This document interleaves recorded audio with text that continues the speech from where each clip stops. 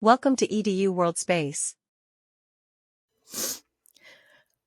You might have heard that A, which is the semi-major axis in an orbit, that is the average distance that an object spends from the uh, primary focus, or the average separation between the two objects orbiting each other. And here we're going to test that assumption about being a time-averaged average.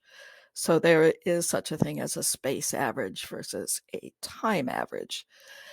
So we're going to use a mathematical definition of the average of a continuous function over an interval. And we are going to figure this out for the time averaged separation between two objects in orbit around each other via gravity. And here the time interval, of course, is the period of the orbit. All right. So here's the kicker. That doesn't look like a hard thing to do, except we always wind up with the radius as a conic section, which is a function of theta, not of time. The differential equation in time is transformed into one in theta for a reason, to get a solution, namely. Okay, so what to do? Well, we are going to have to transform this time integral into one on theta.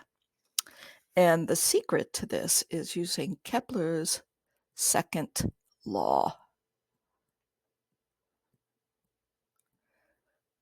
Kepler's second law tells us that the time rate of change of the area swept out by the objects in orbit, that is a constant.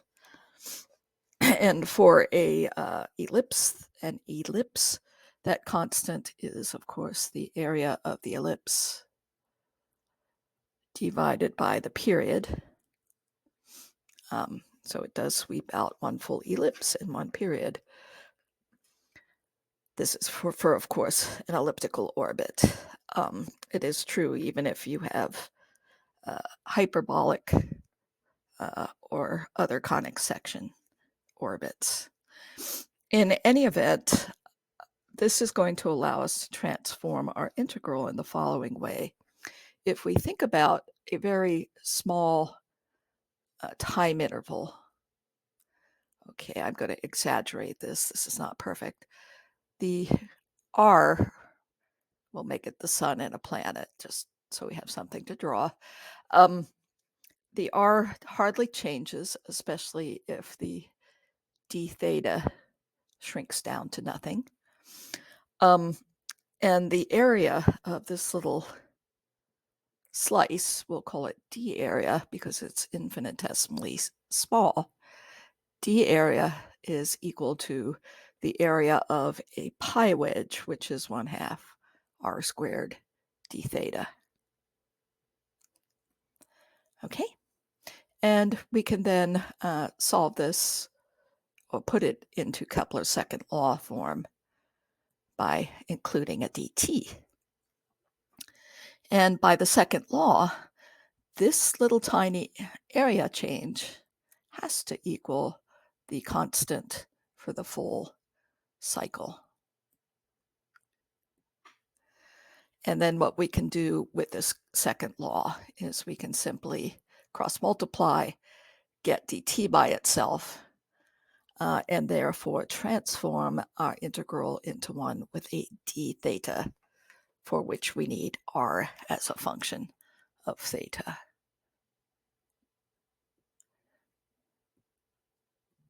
And then our limits will go between 0 and 2 pi over the full cycle. So that is the goal, and it's not too hard to do that goal. Let's see. So we're solving for dt. dt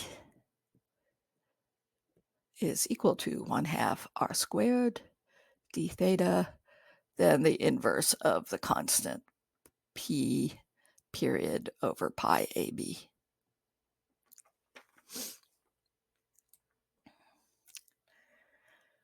And so our time rate of change of r of t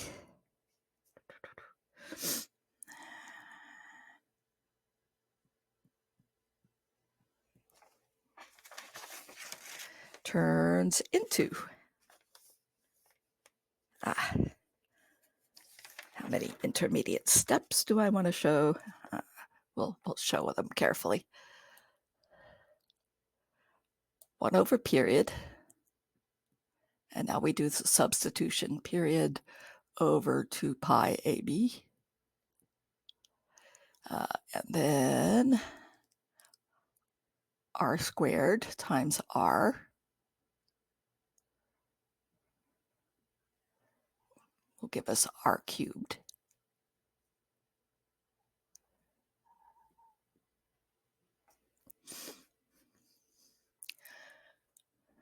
Yeah, let's make that look like a cube.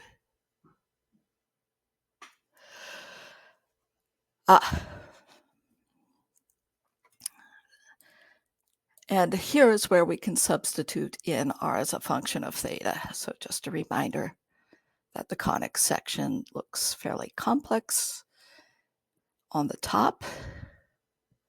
On the bottom, it looks fairly simple, where A is the semi-major axis and E is the eccentricity of the orbit. So we're going to sub that in, and this gives us a funny looking thing.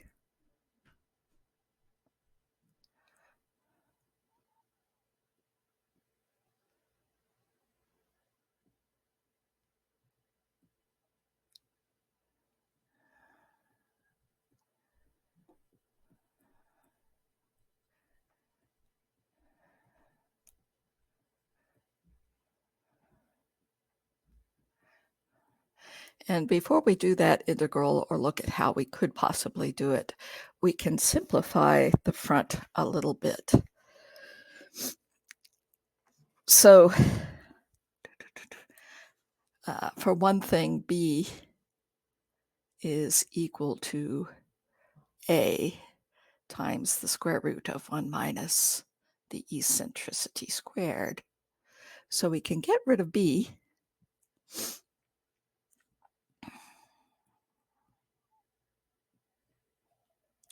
And we can start to remove some of the A factors.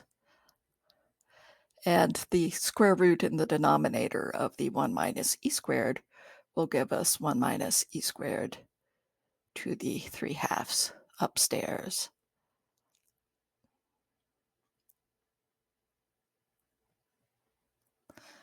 Okay, so it's a fairly complicated looking thing. And what does it all mean? Well, first off, we're going to do something really, really simple. And we're going to say, what if the orbit is a circle?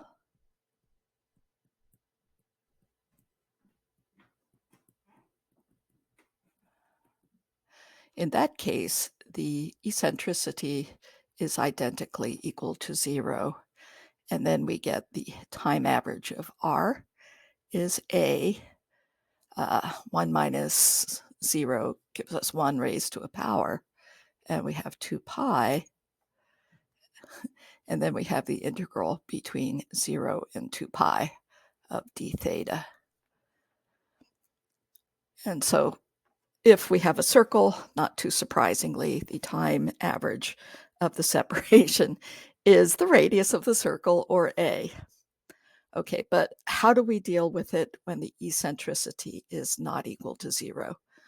Well, it turns out that that function is not an easy one to integrate.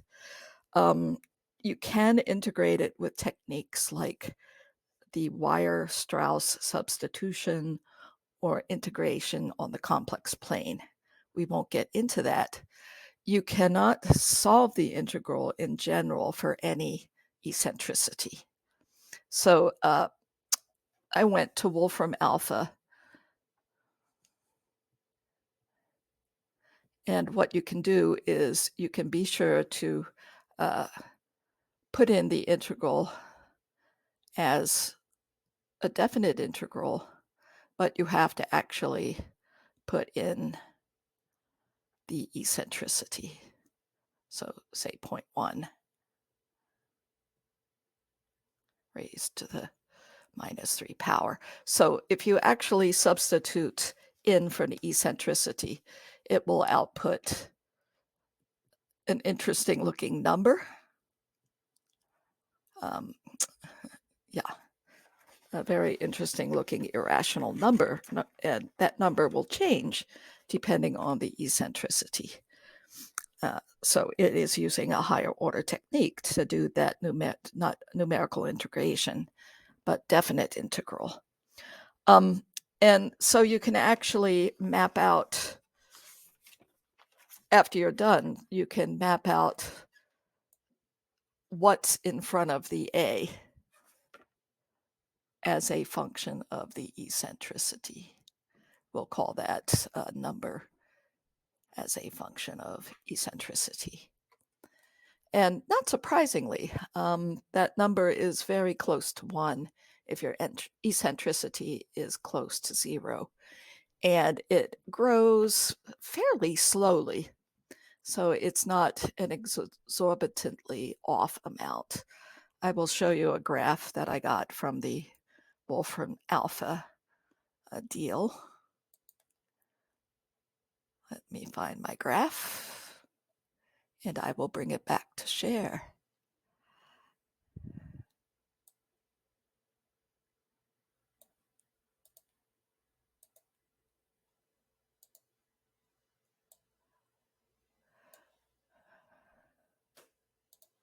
Yeah, so it does grow bigger and gets a little bit bigger as your eccentricity grows. And there is a singularity in that, of course. If your eccentricity goes to 1, you cannot complete the integral from 0 to 2 pi. So I stopped at an eccentricity of 0.9 and did not push it much higher. But we can see that there's about a 40% difference between an eccentricity of 0 and a much higher, highly elliptic orbit. And you can think about why this is. Why does the time average r grow like this as your orbit eccentricity grows? And the main reason is that in a highly eccentric orbit, take Halley's Comet, for example, that comet spends a huge amount of time, centuries, well, not centuries in the case of Halley's Comet, but tens of years, decades of years out in the outer regions of the solar system. And it spends just a few months within the inner part of the solar system. And that's because of the fact that its speed gets faster as it comes close to the sun. So we see this effect in the time averaged distance, but not the space averaged distance.